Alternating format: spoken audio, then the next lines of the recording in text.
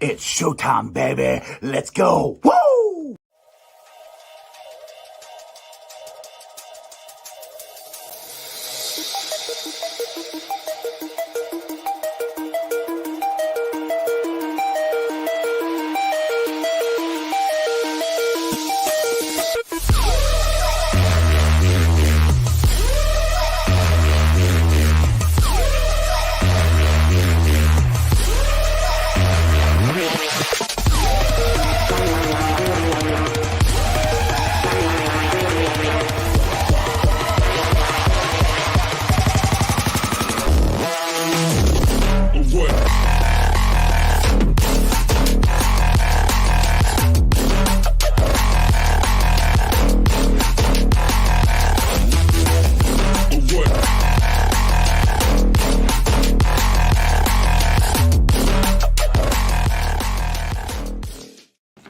What's going on? Welcome to the show.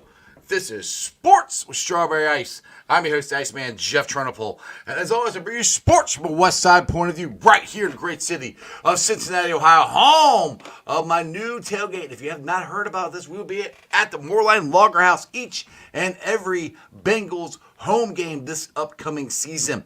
Now, it is going to cost you some money to get into it, but it is all-inclusive. All the food that's there, which is going to be high-end quality food, breakfast bar, steak, all kinds of cool stuff. All the beer you can drink, which is some of the most delicious beer ever from the Moorline Lager House. Plus, you get exclusive access to the bourbon room. All this for one fee, which we haven't figured that out yet, but as soon as we get all that figured out, I will let you know. But make sure you join us every Sunday at the Moorline Lager House. Also, I'll be doing a live show during the season every Tuesday at the Moorline Lager House.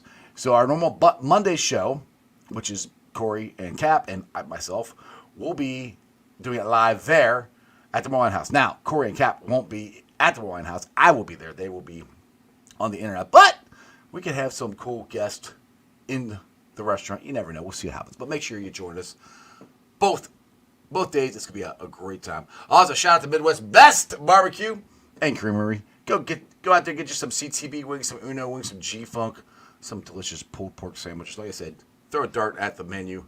It's all highly, highly delicious. And the show is brought to you by Meyer Door and Window and more. I got new windows and doors in my house from Meyer. You should too. They give free estimates. You can get Matty Myers to come out there and show up in the Jackpot Joey mobile. You can talk about Jackpot Joey. You can talk about windows, talk football, and maybe buy some windows. Check them out. Also, for my West Side peeps. Now, I know the Reds lost again today, but for every game that you cannot go down to the stadium, and if you just want to look for a cool hangout on the west side of Cincinnati, check out Hail Mary's. It's your ticket to the game right in the heart of Cheviot. Right there. They got beer specials, food trucks, free parking, big-ass TV screen, all kinds of cool stuff. Make sure you guys check that out. What is going on to everybody in the chat? We got Stranger in there, Paul in there, and I'm going to mess your name. I do it every time you're in there. Jawan? I know. I appreciate you watching. I hate when I mess people's names up, but I did. Anyway, appreciate you guys watching the show. Anyway, Mike Petraglia is supposed to be joining me. I know he was down at the Reds game, so I'm trying to find out if he's going to join us soon. Hopefully he will. But I do want to do some Reds conversation here. The Reds lost 6-1 to the Pirates. Another series lost. My boy Graham Ashcraft got the start. Was not great. Did okay. 5 innings, 9 hits, 6 earned runs, and 3 strikeouts. The Reds got 4 hits. 4 hits. That's it. What a difference a year makes. I mean, last year, pretty sure we were in first place last year. I know last week we were in first place a year ago. But either way, last year's team was young, fun. They were always getting on base. They were always stealing bases. It was a fun brand of baseball to watch. I'm not seeing that from this team right now. 4 hits. That's all we can muster. I love Will Benson. He has had a very disappointing season. He's just Jake Fraley right now. He's not Rake Fraley because he's not hitting consistently. TJ Friedl cannot stay on the field. And what, for the love of God, please can somebody tell me why David Bell let our supposed superstar, our best pitcher, who has been pitching great up until the other night, Hunter Green, left him in there. I think it was, I had to turn off the game. It was so just gut-wrenching to watch. I think it was like 70 pitches by the fourth inning, and David Bell just sit there like a bump of a log, not doing anything. I'm like, this is our prodigy, our ace pitcher, our ace, hopefully future ace, been pitching like an ace. And you let him go out there and pitch for 4 innings, 5 innings, and it's 70. Why in the hell did David Bell not go out and get him? I will not understand. Now, what'd you say? Jackpot Joey, he says, they stink. We need, like, weak underwear. Bell stinks is the worst. Now, that brings me to my next thing. Now, I'll say, I've not been a big fan of David Bell. I mean, the only claim to fame he has is he's tied with Sparky Anderson for being thrown out. I think it was 30th game. I think Sparky managed for 7 years. So I think it was 70 to 78. Bell is almost like Bob Boone, but Bell is in his 5th year. He's tied Sparky Anderson's record for being thrown out. That's all David Bell does. He finds something, and all his anger that I think he, and frustration that he should be, I won't say pouring out onto the team, but at least saying something to them. And maybe he does behind closed doors. I don't know. But damn it, he's got to do something to get these guys fired up and motivated or something. And I know he just signed a contract extension, but is it time to fire David Bell? I mean, honestly, I think the manager has very, very little to do with the outcome of a game. As far as in a good way, I think he can make moves to hurt the team. I think David Bell has made a lot of moves to hurt the team over his managerial career. I do like the presence or how the locker room is and how they all love him and everything. I mean, the way the Reds players talk about David Bell is the way the Bengals talk about Zach Taylor. Completely different outcomes. I think David Bell's finished 500 twice, maybe, and that was barely. What'd you say? John Bell is the greatest manager ever?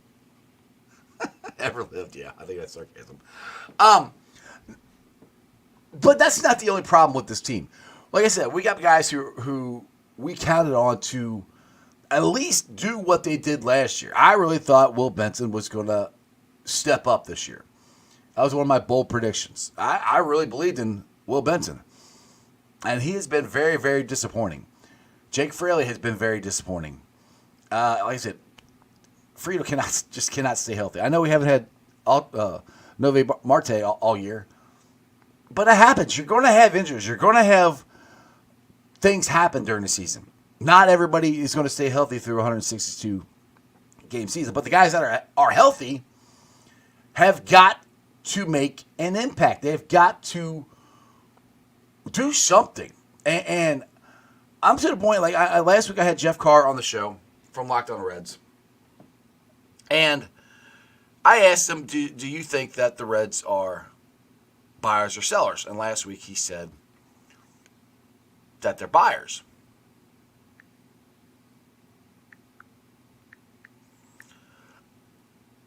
I was kind of hoping they were less because, we just came off that 7-game winning streak and we were doing okay. This week, I'm almost thinking maybe you start trading some of these guys for some future guys. Because the other thing that scared me, because last year we had a whole bunch of guys in the minor leagues that we're seeing all kinds of videos of that, oh my goodness, we got this guy coming up, and we're not seeing that this year. But he's in the waiting room. He can join me on my disappointment in the Reds season so far. He is a great friend to the show. He's a Bengals beat writer, which we'll get to the Bengals too. He's doing the Reds this year. He's a very busy man, but I appreciate him joining the show. He is none other than Trags, Mike Petraglia. What's going on, Trags?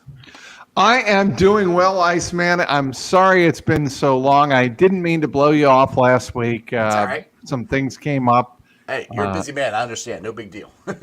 And in the middle of a move. Yeah, I heard you moved closer to the stadium, so you don't have to have your wonderful long drive south anymore. No, I have a much more reasonable commute to both stadiums on the Ohio. So I am a very, very happy man. See, you should just move to the west side. I get there in like 20 minutes. You know, I believe that. It's nice. All right, so how I started this show off. The Reds lost again, 6-1. Graham Ashcraft made his first start, 5 innings, 9 hits, 6 earned runs, 3 Ks.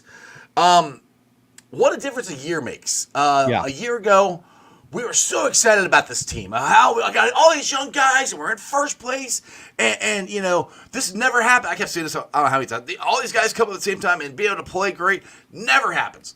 I knew there'd be some lulls, but I didn't think it'd be this bad. And there's a lot of injuries have had to do with it. But Jake Fraley, Will Benson, TJ Friedl cannot stay healthy. These guys, they've had very disappointing season, like consistently disappointing. They haven't been able to really have a long stretch of hitting for these guys in general, and that's been the biggest problem I think with this team, along with the injuries. They still got 4 hits today. 4. Yep. Against the Pirates. Against a right-handed pitcher who was beat up pretty badly in his last appearance against the Colorado Rockies. No, it doesn't look good, but that's what this team is right now. It's very much patchwork, Iceman, and it's going to be that way, I think, unfortunately, for the foreseeable future. The news yesterday regarding CES, Christian Encarnacion Strand, needing surgery not only on his wrist, but ligature inside the wrist. He's gone for 3 months. He's essentially done for the year. Yeah. Mm-hmm. And that's a big blow to this lineup because he was a huge projected bat in the middle of the order. He's not going to be there. Obviously, there's a lot being placed on Noelvi Marte, but at this stage, they would be happy with him just coming in, finding his footing, being a consistent hitter, something that the Reds, as you just mentioned, have had precious little of this year. And in terms of Graham Ashcraft, I wrote for MLB.com this afternoon. The first 4 innings were good. Right. And he looked like the picture, I think, from the last couple of years. Mm-hmm. And then he kind of ran out of gas and he started to fall behind batters. And then Andrew McCutcheon essentially ended the game with that 2-run homer to center. And what's sad about that, Strawberry, is that it was a 2-run homer that made it 4-1. And at that point of the game, you felt like the game was over. Yeah. That's how you know the Reds are going poorly right now. And there isn't a lot that David Bell can do. You can say that maybe the team could be a little more aggressive, find ways to get on base a little more aggressively. But short of that, I don't know what else there is to do with the roster David Bell's been given. Maybe, again, bunt more with the bottom third of the order, have them just bunt every single time up or look to draw walks, put more pressure on the opposing pitcher. Right now, if there's one criticism I would have of the Reds is they don't put pressure on opposing defenses. And they did that a ton last year. They don't put pressure on opposing defenses. And they don't work opposing pitchers enough. Right. So that right there, those 2 things, and we're not doing the fundamentals. We got thrown out way more this year than we did last year. We're getting picked off at first base. We're missing cutoff man. Like, all right, like Hunter Green, when he was, I would love to hear the explanation why he's out there throwing 70 pitches in 4 innings, but he's out there, and I can't remember which Pirate hit it, but it's a good throw. It would have been a bang play at home plate. Hunter Green is in front of home plate cutting the ball off. He should be behind home plate to back it up. If he lets the ball go through, they might not get him out, but at least it was a shot. To me, it's just kind of like, screw it. We're not going to win this anyway. And that's what the look that Hunter Green had to me. I agree. And, you make all the jokes about him getting sick on the mound and vomiting in the first inning for the second straight start. That's kind of what the Reds are doing right now collectively is they're throwing up on themselves. And they need, in my estimation, Iceman. They need a leader or two to step up and in that clubhouse say enough is enough. We're going to take control. And, I asked Graham Ashcraft today if this gives him an opportunity to step forward and be a force on that rotation. And he said, of course it does. And I want to be in that position. And I feel like I'm about to kick the door down and really break through. And when I do, it's going to be a lot. And when we do collectively, it's going to be a lot of fun. And that is coming. And then I asked Tyler Stevenson that after the game. And he said, yeah, I want to be a part of that collectively. I think we can start kicking the door down. And look, I know it doesn't look good right now. They're 37-43, 37-44. Yeah, they're 10 and a half out of first. They're in last place. I don't think you should be worrying about the division right now. It's a terrible division. That's the thing that sucks, Trags. It's one of the worst divisions in baseball, and we're in last. Well, I mean, they're just not. They're not a division-winning caliber team with all of the injuries they have, and with their personnel right now, Jeff. They're not going to get to that division-winning level.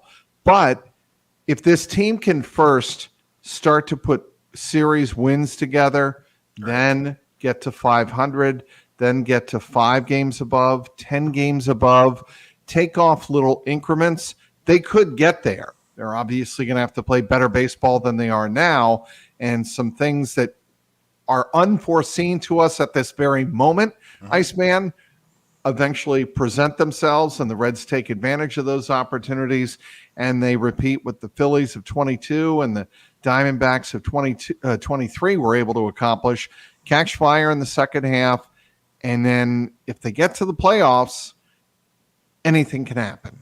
True. I don't disagree with that. I mean, the talent is there. Right now, it's just hard to see it, man. It just in their body, and I hate doing body language and all that stuff. Yeah, but it's a real thing. Yeah, it's consistent. I mean, it's just they're consistent. Like, 3 weeks ago when they were on the 7-game winning streak, it kind of looked like, all right, we're starting to get back to this. We're getting close to 500. Hell, we were in second place. We were only 5.5 out. I'm like, all right, that's exactly what you were just talking about. That we get to that point, and then you end on that. Well, it's that we got to that point, and then we just went back to where we were before. That's the part that's disheartening to me, and it's a prolonged 7-game winning streak was great. It was for a week. This stretch has been 2.5 weeks of bad baseball. We see more bad baseball over the course of the season, and we're halfway through it now. Then we have the good baseball. And they're 4-8 over their last 12. Yeah, 4-8. So I mean, that's not good. I mean, it's not terrible. It's 500, but it's still not good. And as far as the way they've been playing, because like you said, they got to stack series. What was the last time they won a series? So that's a good question. They lost to the Pirates, lost to the Red Sox, lost. I want to say the Cubs series, but let's see. They go back on the road trip. They lost 2 of 3 in Pittsburgh, and they lost 2 of 3 in Milwaukee. They've lost 4 consecutive series since their last series win. Yeah, and and I completely agree with you. It's not about the winning streak. It's about the streak or consistency of winning series. And that's what we were doing last year. We were consistently winning series. Last year, they just ran out of gas, to be honest. They're all young players, and they ran out of gas, and I get that. But my thought is, like you said, we need somebody in the locker room to step up and do that. All right, so people been on here going, well, you should have kept Joey Votto. I don't totally agree with that. I mean, I don't, because look, last year when we were on this hot streak, Votto was rehabbing. Like, we don't want Votto to come in and mess stuff up. Now it's the opposite. I think it's more Matt McClain. I think he was a big loss, not only on the field but in that locker room. Well, I don't think there's any. Look, that week of spring training when they lost Noelvi Marte to the suspension. Then they had TJ Friedl go down. Then they lost Matt McClain for a little while. Then he came back and he was rehabbing. If you recall, McClain was dealing with an oblique. Right. He had that last year too. Yeah. And he came back and they're like, okay, they should have Matt McClain ready for opening day. given the fact that his oblique heals. Right. Then he dives for a ball in a team drill and separates his shoulder and does cartilage damage. That has to be repaired, and he's gone for months. That, I want to say 7 to 8 day window of spring training. When we look back on it, if they don't rebound, that did end the 2024 Reds before the season ever began. I can't argue with that. I mean, that was a lot. And honestly, at the time, I'm like, okay, well, that's a lot, but we got a deep enough team because we talked about all offseason. Where's everybody going to play? Where's India going to play? He's got to play left field. Blah, blah. He's played second base almost every freaking day. So I'm like, we got a deep enough team. I think we'll be all right. But the guys who are healthy have not had the years they had last year. And that's it's two things. Along with the injuries, the guys just started hitting like they were. And it's not the pitching. I mean, Graham gave up 6 runs today, but I mean, we've had some really dominating starts here from Lodolo, Hunter Green, Abbott. Those three have been very consistent, good starting pitchers for us. Look, I mean, nobody can complain about the starting pitching. Nobody really can complain about the pitching in general, if you ask me, Jeff. Mm-hmm. I think they've certainly held up their end of the bargain. The issue has been the offense pretty much from the get-go, and it's been understandable why it's been the offense. Their most reliable hitter has been Jeimer Candelario. Last 3 weeks, certainly, or last 2 weeks, you certainly can make the argument for Jonathan India. He's really come on it and been very productive. Mm-hmm. But after that, and you were talking a couple of minutes ago, the players who needed to produce on this team have not been able to get the job done. Mm-hmm. Ellie is still a maturing ball player. And offensively, you can tell that he's having his issues adjusting to what the pitchers are doing to him this year. They're throwing him much more stuff up in the zone, getting him to chase eye level and just below the eye level. And because he is such a tall hitter, he wants the ball up. But what he hasn't come to realize is there's a point at which above a certain level in the strike zone, he's not going to be able to get to the ball. Right. And his brain thinks, there's the ball, I can swing away. Mm-hmm. Or, they've also been throwing in on his hands. He hasn't made that adjustment yet. And when he makes that adjustment and starts spitting on those pitches, like they say, when he makes that adjustment and then he forces pitchers to start throwing lower and bring the ball lower into the strike zone, into a sweet spot, then he'll start to get hot again. But he's got to make that adjustment on his own. Yeah, Ellie, I'm on here. I'm always defending Ellie. I'm not disappointed with him at all because his talent is too big, and he's still, like you say, still young. And Reds fans crack me up because I went to the game Sunday. He had 2 hits, and then his last at bat, he struck out. And I hear the guy behind me, he goes, "Man, I just don't think Ellie's got it." And then the next night, or 2 nights later, he hits one on top of the freaking boat. People expect Ellie to be the best player in baseball right now, and he's not there yet. Like I said, go back, Jeff, and look at Eric Davis in his first couple of years. Mm-hmm. That's what Ellie De La Cruz is. And I talk about this all the time. Eric Davis, if he did not get injured, he'd be in the Hall of Fame. Well, I don't think I have always thought the closest player I ever saw in person to Willie Mays was Eric Davis. Absolutely. Junior was first ballot Hall of Famer. Nobody's arguing that. Oh, yeah. But he had a little more power. I think he relied a little bit more on power, and he had a much more prolific career, obviously, more prolific career than Eric Davis. But I think he was more of a power hitter than an all-around hitter, right? Especially later in his career. I think with Eric Davis, he could steal a base. He could play, great defense. So could Junior. Obviously, he's a multi-Gold Glove winner. I understand that. But I think he was more of a base runner than Junior was. Junior, I think, could have been a prolific base stealer if he had wanted to be. But I think he realized he played on the turf. He wanted to conserve the legs.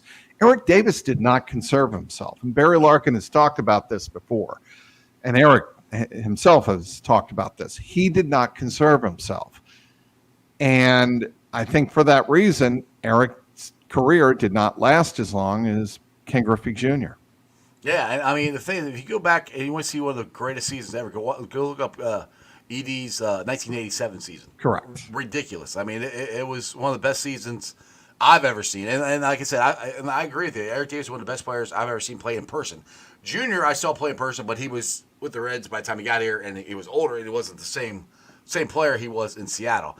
And I agree that Eric Davis stole way more bases than Junior did. Wasn't he the first? I'm trying to get the numbers right here. Wasn't he the first 30, not 30, 30 got by. Did he have 30, 60, got 30 homers and 60 stolen bases? Wasn't he? Did he do that 87? I thought he was the first 40-60 player. 40, maybe it was 40-60. Maybe that's what it was. No, he never had 40 homers, did No, he? No, he would have been 40. 30. Yeah, I think he was 30-60. Yeah, 30. Barry Larkin was the first 30-30 shortstop. Yes, that happened in his I think his MVP season, 95. Yeah.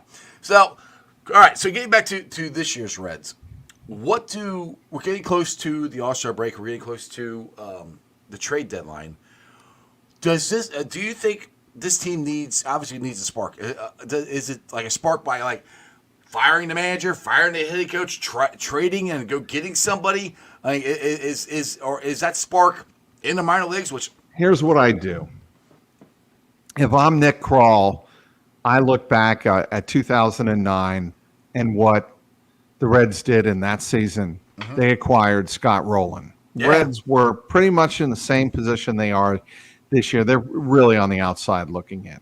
Mm-hmm. But the whole idea of acquiring Scott Rowland was to bring in leadership and culture. Great Hall of Fame leadership and culture. That's what I think the Reds need to do now. I mean, you do have some leaders in that clubhouse. You have India, you have Tyler Stevenson, you have Luke Maley, you have Jake Fraley. I think in their own rights, with I think Stevenson and India leading the way, you have some leaders. What you don't have is established championship level or championship accomplished Major League Baseball players. Yeah, been there, done that guy. That's what they need. They need, I'd say, 2 to 3 of those guys. I'd say Brent Suter is the closest thing they have to that on the pitching staff. Maybe Frankie Montas. He certainly, according to Hunter Green at the start of the season and in spring training, was that guy for the rotation. But the Reds should go out and acquire those guys to shape the culture, if not just for the rest of this season, but going forward into 2025 and 2026 and beyond. There has to be a losing is not acceptable type of mentality. Mm-hmm. And make losing uncomfortable. When you come into the clubhouse, you should be miserable. And right now, you kind of get the sense that the Reds are like, la-di-da-di-da, there's not a lot we can do. We keep on playing, keep on chugging. You hear a lot of those cliche quotes after the game. And while that's good in terms of not getting too low and too depressed about things, you also want an edge to the team, a competitive edge. And right now, I think that's missing. Now that when you say that makes me go right to David Bell, because you sound like David Bell and his post-game press conference. Well, it didn't go our way today, and we keep trying. What's he gonna do, Jeff? Well, I don't. So I'll put it this way: the thing, my favorite manager ever is Lou Piniella.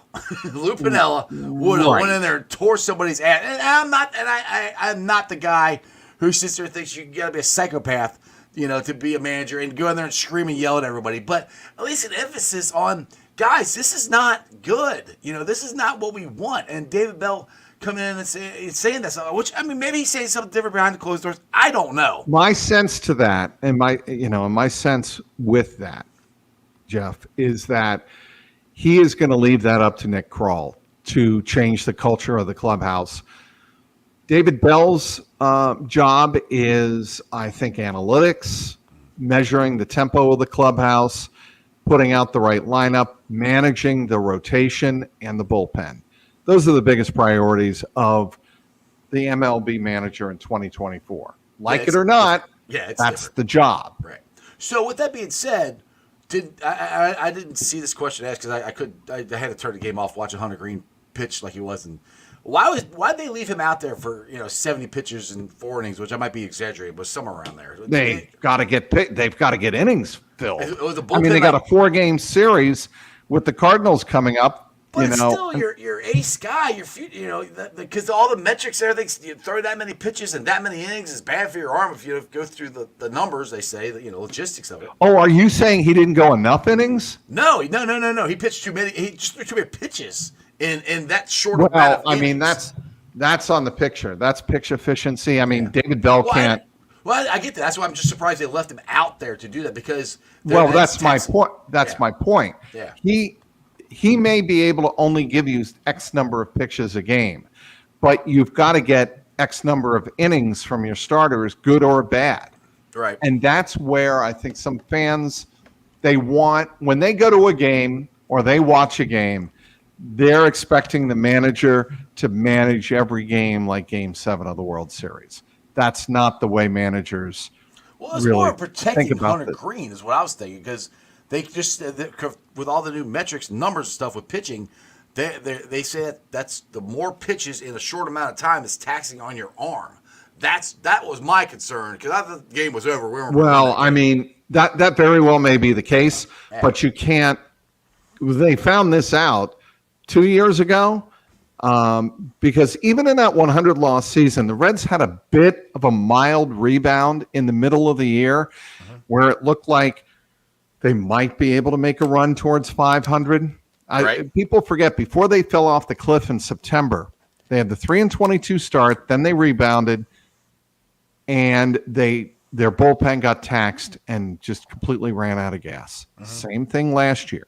Actually, if you go back to 2021, when the Reds were in the wild card chase, same thing happened mid-August. They were absolutely in it, and then their bullpen just shut down. It just trust me, I get mad at David Bell for going to the bullpen too early, too many times. That was just one that I'm just like, I was just shocked that they let Hunter Green pitch that many pitches in that amount of time because I just thought that's the analytic thing you go getting, but they didn't. That's here or there. But I do want to ask you a question. How weird was it for you to go cover a Reds game versus the Red Sox? Because that's probably the first time you covered them when you weren't covering the Red Sox, right? Correct. And I was filling in for Ian Brown of Red Sox and MLB.com. It was going back to the future. Very few people are in that Red Sox clubhouse that were there when I was there. Very really? few. They've had a lot of turnover. Yeah. PR director, couple of staffers, the clubhouse attendant was there. The visiting clubhouse attendant, Tommy McLaughlin, was there. But that's about it. I mean, they've really turned. And I'll tell you another thing, Jeff. The culture of the Red Sox clubhouse is night and day. Yeah. It used to be superstar driven, lots of personality, a lot of, Dominican energy, so to speak, with Manny, Pedro, and, of course, Big Papi. Not so much the case anymore. Certainly they have Rafael Devers. They have, their number of Latin ball players. They still do. Every team does. Right. But it's not the same vibe, not the same energy. And Devers is being allowed to be a superstar, but he's not a leader. Jarren Duran is the superstar of the future for that Boston Red Sox club. You should really pay attention to what he does because the Reds fans kind of got a glimpse of how good he can be, and he is a phenomenal talent. Yeah, I agree with that. And it is weird seeing, I won't say weird, but the Red Sox always had these big personalities. And the one I always remember, and it's back for 2004, is Kevin Millar. Yeah. I'm like, you were covering him then. I've seen the 30 for 30, when they came back to beat the Yankees, and Kevin Millar was serious. Going around telling everybody, don't let us win this one. And that's the thing. That's what this team doesn't, the Reds team. We don't have a guy like that, No, I mean, look, you've got to win. Yeah. Before you have bravado, right? And before you have that glib cockiness to know you're as good as you can be. I'll tell you that 04 team was not fundamentally sound the first half of the year. No, that's why they made that They were not a good fielding team. Yeah. They were not a good defensive team. They didn't do a lot of the things analytically that today you look at a good fundamental team. They didn't do them. And then really there was the A-Rod Veritek fight, and that did kickstart them a little bit. And I'm not saying that the Reds should go out and start a fight because they don't have the same personnel that Red Sox team had. Right. The other thing that happened in 04, of course, Nomar got traded. Yes, I was going to bring that up. Yeah, that was a big thing in that. Changed the dynamic, and that was a shot across the bow saying, we are not going to tolerate the way things have been around here. And we are no longer going to tolerate, we're really good, but we just can't beat the Yankees. Nope, not going to do that anymore. And that's honestly, that's going back to this. That's kind of like it kind of reminds me of that's something that this team needs, the Reds. Because the last couple years we've been good, but not great. Even when we were in 2020, we made the playoffs. We didn't win a playoff game, but it's almost like I hate everybody says Bob's still the team and all, and he doesn't want to win. But sometimes it's like it almost seems like the ownership, everybody is good with where they're at because people are going down to the ballpark and everything. And the thing when when the Bengals started taking off. They drafted Jackpot Joey and got Uno and we went to AFC Championship game, went to Super Bowl. Think the Reds would be like, hey, we want to get a part of this. And then it kind of felt like that's what they started to do last year, and I was a little disappointed in the offseason. They didn't add anybody really big. They added Montas, they added Candelario. Yeah, which I'll get to him in a minute. That people crap me up at the first month of the season with him. But now we're to this point here in the middle of the season. Is that a move that the Reds need to make? Like I said, a shot across something. Different team. This isn't good enough. Well, you can do it with Jonathan India, but are you shaking up a team that really doesn't have a lot of hope? With the Red Sox, you were shaking up a team to get them to the playoffs because then there was only one wild card. Mm-hmm. There were the 3 division winners, and that was it. Right. And the Red Sox felt like maybe the Yankees are not catchable, and they, as it turned out, they were not. Right. They won the AL East in 04. But let's make a move to win the wild card. Mm-hmm. Let's do that. Well, the Reds don't have the Jason Veritek's, the Derek Lowe's, the Pedro Martinez is. Maybe they do, but remember that was a team that lost to the Yankees in '99 in the ALCS. Mm-hmm. And they had been very good for a number of years leading up to 04. Right. And then in 04, they were stumbling out of the block. What am I talking about? They made it to the Game 7 in 03. Yeah. They were 5 outs away from the World Series. Aaron bleeping Boone. Right. So that dynamic is totally different than what the Reds are in right now. Yeah. Yeah, as far as success goes, yes, I totally agree with you. And, I still think Jonathan India could be a core of this team? I actually do. I think he's very popular. I think he does lead in that clubhouse, but maybe you need to bring in, like I said earlier, 1 or 2 other veterans who have won before. Yeah, and another thing, like I was saying, kind of talk about this when you were backstage. Last year, we were excited about the other guys in the minor leagues, like Connor Phillips and some of the outfitters that we had out there. Well, speaking of Connor Phillips, he just got sent to Arizona, I guess, to work on his pitching. What in general, in your opinion, what's the Reds minor league like right now? Because last year we were like, oh my goodness, we got so many, we're gonna be good for a while. And this year, you don't hear as much about it. A couple of them are injured. Obviously, one of those injuries happened in spring training when they lost the infield prospect. Arroyo. Yes. And then when that happened, and then I saw Rhett Lauder in person. He's their number 1 prospect. Oh, yeah. And I think they want to pick the right time to introduce him to either the rotation or the bullpen. There was some thought that I think that if the Reds are a playoff team, you could bring him up like Tampa Bay brought up David Price in 08, a long, long time ago, but they could do something like that. Chase Petty, again, is making strides. There are a number of players at Dayton that I think are 2 to 3 years away, and they're being patient with them. But there isn't that window of that pipeline at the next level below the Reds, Right. where you can say, okay, we can have an influx like we did last year. That is just not there. that influx of last year is in my once in a lifetime thing. Well, Trags, we'll never see that many guys. We had 5 of them come up last year and be able to pitch and hit. I mean that was an enigma. I'm not expecting that.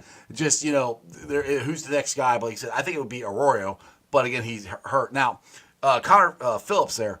I am concerned with him because since he pitched in the 162 game last year or the second one, basically the one that pretty much ended. We were out. We had no shot at the playoffs. I remember the Friday night. If I recall, it was the Friday night game where he didn't retire a single batter. Yeah, and we needed to win that to keep our hopes alive. That, and I hate to say this, but I think mentally that has hurt him because he has not had a very good season so far down in the minor leagues. No, and I think there is some due criticism of the Reds for how they handled that situation because, and I see Williamson was a huge loss. I agree with that. I think Williamson was Brandon. We haven't talked at all about Brandon Williamson. But anyway, back to Connor Phillips. I don't think the Reds should have brought him up the way they did. Oh, at least not. Well, see, the thing is, I say they shouldn't have put him in that spot to pitch, but I don't think they had anybody else. That was the other thing. But look, in this particular, with a top prospect, you don't want to take the chance. Pitching is different than a position player. Absolutely. If you bring a position player up and you ask him, like Noel V. Marte in September, you have to play pretty much every day. There's a routine there. You have one bad game, you're out there the next day. Right. You're a starting pitcher in a pennant race. You have one bad game, that's the division. His was worse because he didn't pitching until this spring training. So you got to think about that game that essentially ended the Reds' chance of the playoffs. That's like, and I remember. And the Reds will tell you, we'll find out if the kid can handle that, and if he can't, well, maybe he wasn't meant to be for us. Yeah, that's a lot to put on. I agree. I'm like, that's right. And I don't think you put the kid in that position and leverage his immediate MLB future, mentally, emotionally, however you want to term it, and take the risk that he does have an outing like that. In other words, you don't want to task him with the responsibility of having to overcome that mentally. Now he has to. Yeah, I mean, the whole season was basically on the line on this kid's shoulder. And that one, I didn't like it to begin with. I'm like, I hope he does, because he made, I think, 2, maybe 3 starts where he looked pretty good. But that's an awful lot to put on. The other thing is, and may I also add, the Reds don't have a lot of veterans on their pitching staff to begin with. We've already addressed that. What are you doing bringing a young kid up without anybody there in that clubhouse on the pitching staff? Right. Take him inside and said, hey, look, I've been through this. I've been through the majors for 10 or 15 years. Don't worry about it. You believe in your talent. It's one bad day, blah, blah, blah. Right.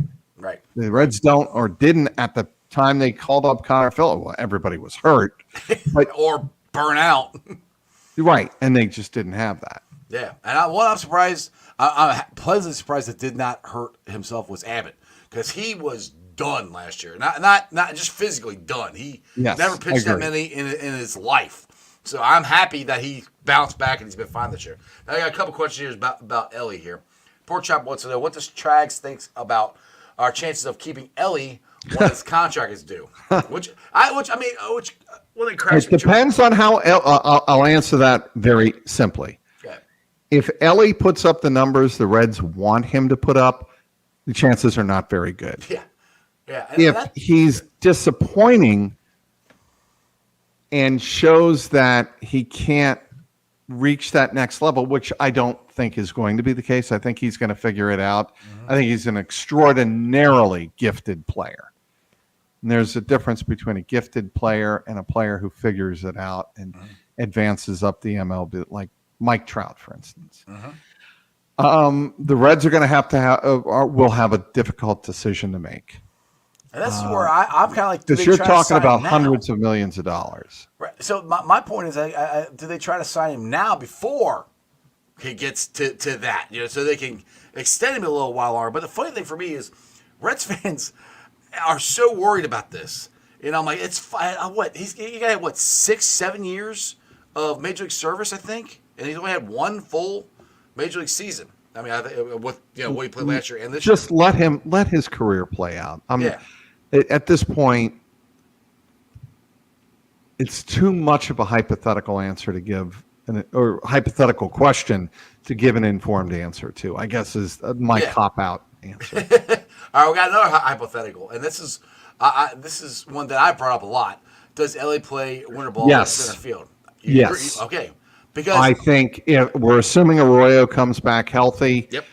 We're assuming Noel Vey is in the infield somewhere, which may not be a great assumption, but the Reds have enough infield prospects coming up, and we're assuming that Matt McClain's going to be healthy next. They definitely want reps from Ellie in center field. Yeah, I don't think there's any doubt about that. TJ Friedel in right so that Ellie can shade to left center. For Steer. And then Steer on left, and you have an outfield that could cover a remarkable amount of ground. Look, Ellie's got a great arm, and he's certainly of value at shortstop, but Ellie in center field with that arm, come on. Trags, you're the same page. I've said that from the get-go, especially when I did some research on Arroyo. He's legitimately the best shortstop prospect defensively we've had in years. Now, if he can hit major pitching, that's a different story. But just think of our up the middle defense. Say McClain is healthy. You got McClain at second. You got Arroyo at shortstop, Ellie in center, and then Marte. I keep him at third base because I think he played Gold Glove third base a little bit. I saw him last year. But with that, the TJ Friedel right, Steer and center, CES or Steer and left, CES at first base. That's a pretty formidable team right there going forward. I agree with you 100%. No doubt about that. You've got Stevenson and you've got Maley under team control. The pitching. Look, I hesitate to say this, but it feels like we're headed toward the lost season of 2024. Unfortunately, yes. I mean, it just if you look at who they've lost, you're not going to get McClain back until mid-August, realistically. Can you push bringing him back? I mean, because no, absolutely not. Yeah, I mean, if he's not 100%, I'm not bringing him back. No, that's an easy one. That isn't. Matt McClain, you're talking about. Yeah, Matt McClain. Yeah, no. You don't push that. And honestly, with his injury, I think August is actually pushing it because that's what they've said. He might come back then. I don't think so. The only reason Matt McClain would play in late August, early September, timing, so that he has some sense of timing and feel heading into 2025. That makes total sense to me. Yeah. So that in his mind, he's played competitively at the major league level. His shoulder checks out good. He feels good at the plate. I think that's of significant value to a guy like Matt McClain. Yeah, I agree with that. Now, Paul Harris likes our lineup. He said that at that point you put India as the DH. I would put him at DH we're leaving out Candelario because he'd be the other. Well, one. I mean, yeah, but Candelario would probably be a platoon guy at this point, and God bless his 15 home runs, his team leading 15 home runs, and God bless what he's been able to do.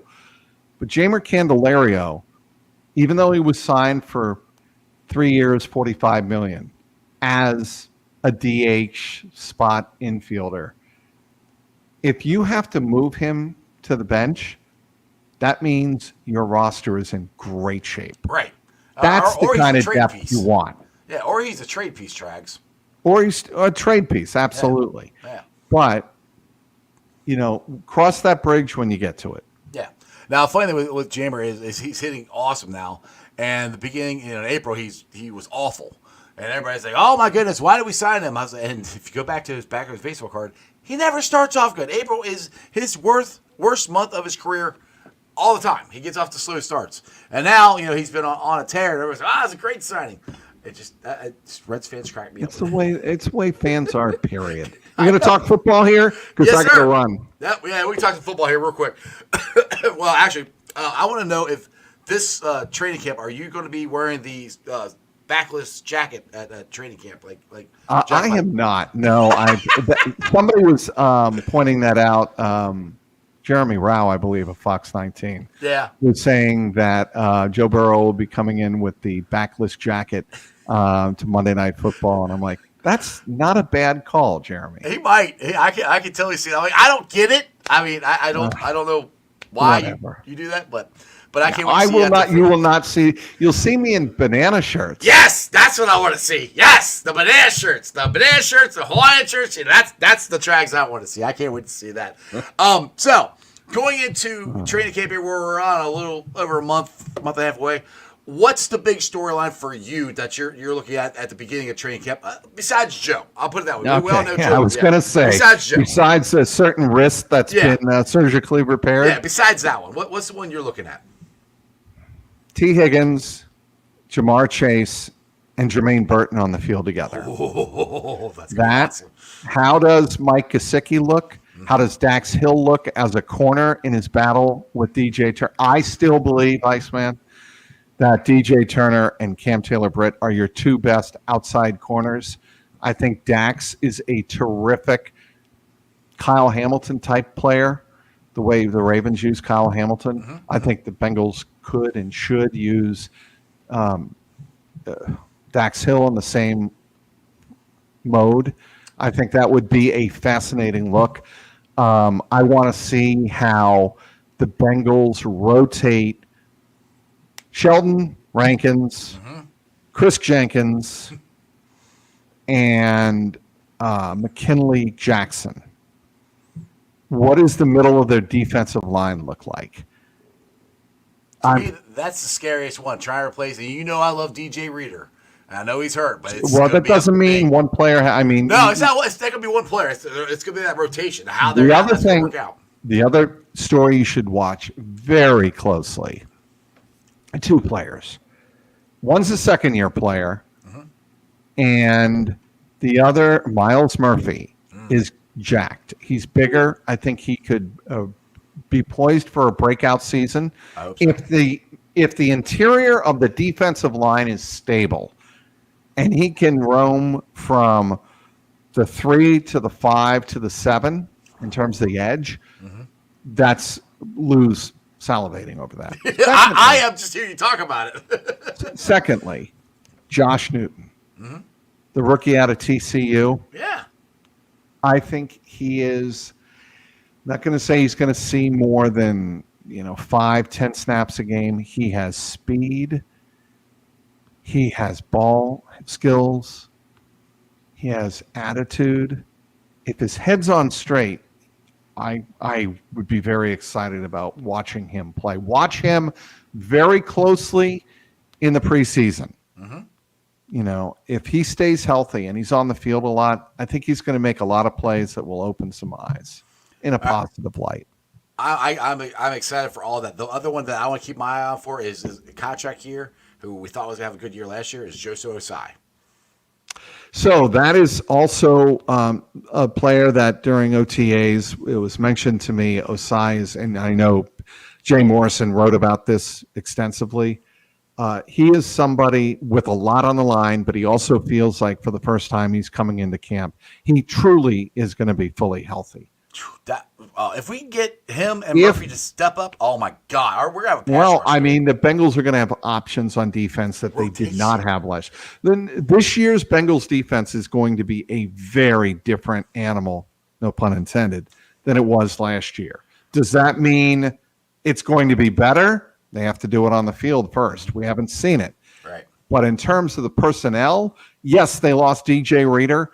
The teams are not going to will not run on the Bengals like they did last year. I promise you that. That's the one thing I am worried about is the run defense. I think we're going to get more pressure on the quarterback this year because of the guys. We can have that quote unquote NASCAR package that I kept talking about all offseason last year. The other thing we didn't mention, Sam Hubbard's going to be healthy. Yes. He was injured. He with was ankle. not healthy, and it looked like he was not healthy. He had an off year. He had a bad year for Sam Hubbard. He knows that.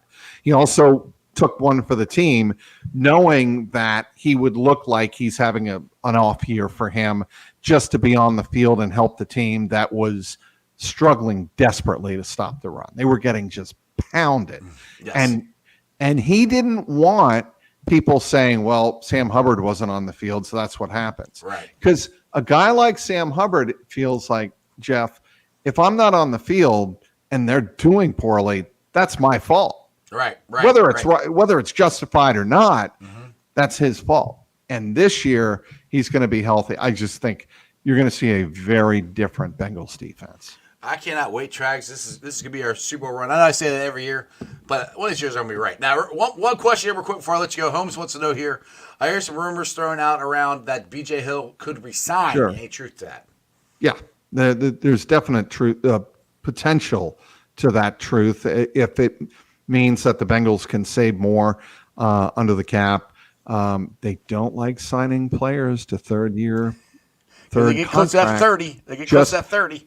And post 30. Just beware of that. But is there a chance that they get him on a team-friendly deal where the guaranteed money isn't that bad? Sure, there's a chance. And if B.J. Hill continues to be a productive, stable force in the middle of look, he's not maybe a sensational player or a highlight player like DJ Reader, but he's still a very valuable, reliable player that Lou Anarumo likes a lot. Very consistent. Trags, I appreciate you, man. You've been on 57 minutes.